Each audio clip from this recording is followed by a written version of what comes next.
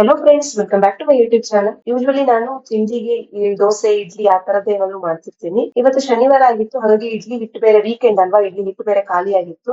ಏನ್ ಮಾಡೋದು ಅಂತ ಯೋಚನೆ ಮಾಡಿದಾಗ ನನ್ಗೆ ಸಡನ್ ಆಗಿ ನೆನಪಾಗಿದ್ದು ರವೆ ರೊಟ್ಟಿ. ಇದಕ್ಕೆ ಯಾವುದೇ ರೀತಿಯ ಪ್ರಿಪರೇಷನ್ ಏನು ಬೇಕಾಗಿಲ್ಲ, ಹಾಗಾಗಿ ಸಡನ್ ಆಗಿ ಕ್ವಿಕ್ ಆಗಿ ಮಾಡ್ಬೇಕು ಅನ್ಕೊಂಡ್ರೆ ಮಾಡ್ಕೋಬಹುದು. ಹಾಗಾಗಿ ನಾನು ಇವತ್ತು ರವೆ ರೊಟ್ಟಿ ಮಾಡ್ತಾ ಇದ್ದೀನಿ. ಬನ್ನಿ ಹೇಗ್ ಮಾಡೋದು ಅಂತ ತೋರಿಸ್ತೀನಿ. ಇದಕ್ಕೆ ಮೊದಲನೇದಾಗಿ ನಾನಿಲ್ಲಿ ಒಂದ್ ಈರುಳ್ಳಿನ ಕಟ್ ಮಾಡಿ ಇಟ್ಕೊಂಡಿದೀನಿ. ಹಾಗೆ 2 ಮೆಣಸನ್ನ ಕಟ್ ಮಾಡ್ಕೊಂತಾ ಇದೀನಿ. ಮೆಣಸು ಖಾರ ಇಲ್ಲ ಅಂದ್ರೆ ನೀವು ಜಾಸ್ತಿ ಹಾಕೊಳ್ಳಿ, ಹಾಗೆ ತಿನ್ಬಹುದು ಖಾರ ಇಲ್ಲ ಅಂದ್ರೆ. ಇಲ್ಲ ಅಂದ್ರೆ ನೋಡ್ಬಿಟ್ಟು, ಮನೇಲಿ ಚಿಕ್ಕ ಮಕ್ಳಿದ್ರೆ ಸ್ವಲ್ಪ ನೋಡ್ಬಿಟ್ಟು ಅವಾಯ್ಡ್ ಮಾಡಿ. ಈ ಮೆಣಸು ಖಾರ ಇಲ್ಲ, ಹಾಗಾಗಿ ನಾನು 2 ಮೆಣಸನ್ನ ಹಾಕೊಳ್ತಾ ಇದ್ದೀನಿ. ನಂತರ ಒಂದು ಟೊಮೆಟೊವನ್ನ ಕೂಡ ಕಟ್ ಮಾಡ್ಕೊಂತಾ ಇದ್ದೀನಿ. ಹಾಗೆ ಕೊತ್ತಂಬರಿ ಸೊಪ್ಪನ್ನ ಕೂಡ ಕಟ್ ಮಾಡ್ಕೊಂತಾ ಇದ್ದೀನಿ. ಈರುಳ್ಳಿ, ಟೊಮೆಟೊ, ಹಸಿಮೆಣಸು, ಕೊತ್ತಂಬರಿ ಇದೆಲ್ಲವನ್ನ ಚಿಕ್ಕದಾಗಿ ಕಟ್ ಮಾಡ್ಕೋಬೇಕು. ಇದಿಷ್ಟು ಕಟ್ ಮಾಡ್ಕೊಂಡಾದ್ಮೇಲೆ ನಾನು ಒಂದು ಪಾತ್ರೆಗೆ 1 ಬೌಲ್ ಆಗುವಷ್ಟು ರವೆನ, ಚಿಕ್ಕ ರವೆ ಬರುತ್ತೆ ನೋಡಿ, ಅದನ್ನ ಹಾಕೊಳ್ತಾ ಇದ್ದೀನಿ. ನಿಮ್ಗೆ ಜಾಸ್ತಿ ಬೇಕು ಅಂದ್ರೆ ಜಾಸ್ತಿ ಹಾಕೊಳ್ಳಿ. ಈ ಸೈಜ್ ಅಲ್ಲಿ ಒಂದು 3 ನಾರ್ಮಲ್ ರೊಟ್ಟಿ ಆಗುತ್ತೆ.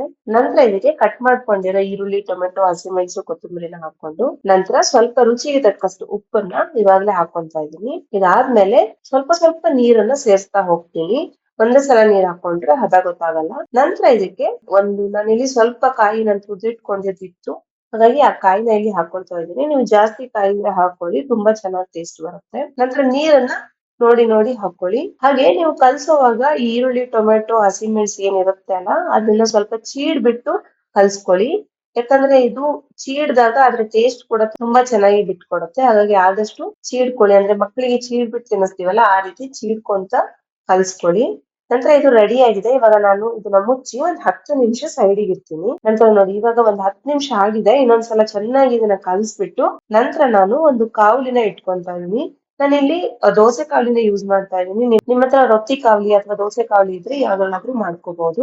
ನಂತರ ಇದು ಕಾದಿದೆ, ಹಾಗಾಗಿ ಇವಾಗ ಎಣ್ಣೆ ಹಚ್ಬಿಟ್ಟು ನಂತರ ನಾನು ಇಲ್ಲಿ ಒಂದು ಬೌಲ್ ಅಲ್ಲಿ ಸ್ವಲ್ಪ ನೀರ್ ತಗೊಂಡಿದೀನಿ. ನೀರಲ್ಲಿ ನಾನು ಕೈನ ಒದ್ದೆ ಮಾಡ್ಕೊಬಿಟ್ಟು ನನ್ನ ಮುಷ್ಟಿಯಲ್ಲಿ ಆಗುವಷ್ಟು ಒಂದು ಸೈಜ್ ಉಂಡೆನ ತಗೊಂತಾ ಇದೀನಿ. ನಂತರ ಇದನ್ನ ಚೆನ್ನಾಗಿ ಈ ರೀತಿ ಕಾವಲಿ ಮೇಲೆ ತಟ್ತಾ ಹೋಗ್ಬೇಕು.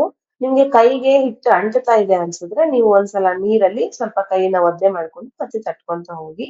ಇದನ್ನ ಚೆನ್ನಾಗಿ ಸ್ವಲ್ಪ ಆದಷ್ಟು ತೆಳ್ಳಗ್ ತಟ್ಕೊಳ್ಳಿ, ಟೇಸ್ಟ್ ಚೆನ್ನಾಗ್ ಬರುತ್ತೆ. ಅವಾಗ ದಪ್ಪಗಾದ್ರೆ ಕೆಲವೊಂದ್ಸಲ ಬೇಯಲ್ಲ. ನೋಡಿ, ಈ ರೀತಿ ತಟ್ಟದ ನಂತರ ನಾನು ಇದಕ್ಕೆ ಸ್ವಲ್ಪ ತುಪ್ಪವನ್ನ ಹಾಕಿ ಇದನ್ನ ಕ್ಲೋಸ್ ಮಾಡಿ ಒಂದ್ 2 ನಿಮಿಷ ಬೇಯಕ್ ಬಿಡ್ತೀನಿ. ಈ ರೊಟ್ಟಿ ಬೇಯೋದ್ರಲ್ಲಿ ನಾವು ಇದಕ್ಕೆ ಕಾಂಬಿನೇಷನ್ ಆಗಿ ನಾನಿಲ್ಲಿ ತೆಂಗಿನಕಾಯಿ ಚಟ್ನಿ, ಅದು ಕೆಂಪು ಚಟ್ನಿನ ಮಾಡ್ಕೊಂತಾ ಇದ್ದೀನಿ.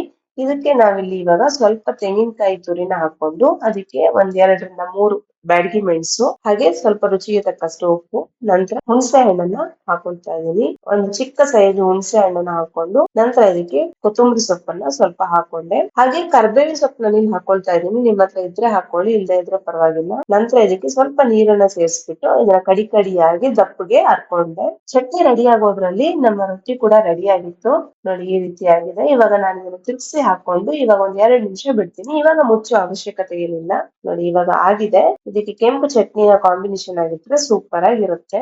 ಸರಿ ಫ್ರೆಂಡ್ಸ್, ನೋಡಿದ್ರಲ್ಲ, ನಿಮ್ಗೆ ಈ ವಿಡಿಯೋ ಇಷ್ಟ ಆಗಿದ್ರೆ ದಯವಿಟ್ಟು ಲೈಕ್ ಮಾಡಿ, ನಿಮ್ಮ ಫ್ರೆಂಡ್ಸ್ ಅಂಡ್ ಫ್ಯಾಮಿಲಿಗೆ ಶೇರ್ ಮಾಡಿ. ಹಾಗೆ ನೀವು ಚಾನಲ್ ನ ಫಸ್ಟ್ ಟೈಮ್ ನೋಡೋರಾಗಿದ್ರೆ ದಯವಿಟ್ಟು ಸಬ್ಸ್ಕ್ರೈಬ್ ಮಾಡ್ಕೊಳ್ಳಿ. ಮತ್ತೆ ನೆಕ್ಸ್ಟ್ ಇನ್ನೊಂದು ವಿಡಿಯೋಲಿ ಸಿಗೋಣ. ಅಲ್ಲಿವರೆಗೂ ಟೇಕ್ ಕೇರ್, ಬೈ ಬೈ.